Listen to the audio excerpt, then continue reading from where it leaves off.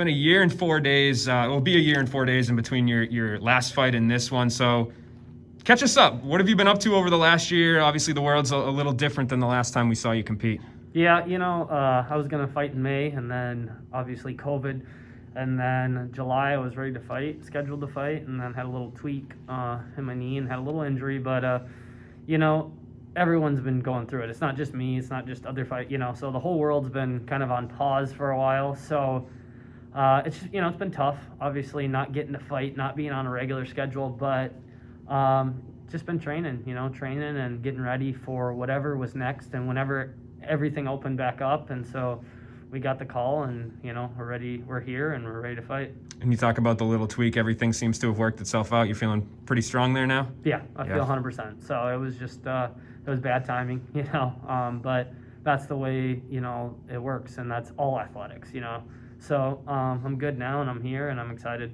And I think Bellator has been announcing a lot of fights. They're having shows every week now. Mm-hmm. When your fight got announced, I think it got a particular ooh and ah of the Twitter crowd and everybody. When they come to you with a 24-0 fighter as an undefeated guy, I mean, how much does that excite you? Yeah, it's exciting, because this one puts you right there, puts you right up there with the number one contenders and possible title shot. So you go out there and you have good 15-minute performance or stop this fight, dominate the fight, you're right there. And so that's what's exciting about this is that he's a tough guy, and so I'm truly excited to show the world, how good I am and what I can do. Does it make you a little more eager to get the win, knowing that his record is so good, to kind of be that one on the other side, or is that not something that is really something you even think about? I mean, obviously somewhat, but the biggest thing is just going in there and doing what you do best, taking care of business, competing hard for 15 minutes, and coming out with the W. Yep. And talk to me about the wrestling matchup here, because people view you as a wrestler, they view him as a wrestler. So he did pretty well against Ed Ruth in that department. So what do you think you can do differently in the wrestling department, maybe that his other opponents couldn't? Obviously Ed's a 3-time Division I national champ, and he's a fantastic wrestler. I just present a little different problems, and so my biggest thing is to put the pressure on him for 15 minutes. And I have some different scrambles, and the way I wrestle, my MMA wrestling has transitioned really well, and so I just think there'll be little situations that he hasn't seen that from anyone else. And so Ed, I think, is pretty much the only Division I wrestler that he's faced, and so I think that he's gonna find it difficult to finish those shots. And even if he does, he's going to have to wrestle hard for 15 minutes. I'm not going to let him rest.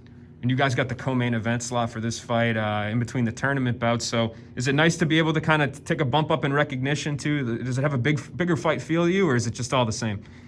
It's cool to be co-main event. I've been there 2 other fights. But like I said, once you get in there, just even looking at it, there's no fans. There's no, it's just going on in there, and it's just competition for 15 minutes. So after it's over, a week later, you look back and there's co-main event, CBS Sports Network. Those things are cool, but right now in the moment, once you step in there, it's a typical fight. And I know you're focused on the task at hand, but I heard you mention it a minute ago. Do you feel like that a win over him sets you up into a good position in the title picture? Do you feel like there's a lot riding on this fight? Yeah, of course. Each fight is your biggest fight, but obviously with us both being undefeated, and people after he beat Ruth wanted to see him possibly fight for the title, and then I think that's kind of where either one of us, whoever comes out with a W, I think probably should fight for that title. And when you kind of play it out in your head, I mean, what do you see going down when you guys step in there on Thursday? I see a lot of, like I said, it's going to come down to a lot of different situations of transitions of wrestling into striking and who controls the pace of the fight. He's very good when he controls it and kind of goes forward. He's done great. Obviously, he's 24-0. But like I said, I don't think he's faced a wrestler that presents the problems like I'm going to for 15 minutes. Awesome, man. Well, I'm looking forward to the fight and appreciate the time. Good luck. Thank you.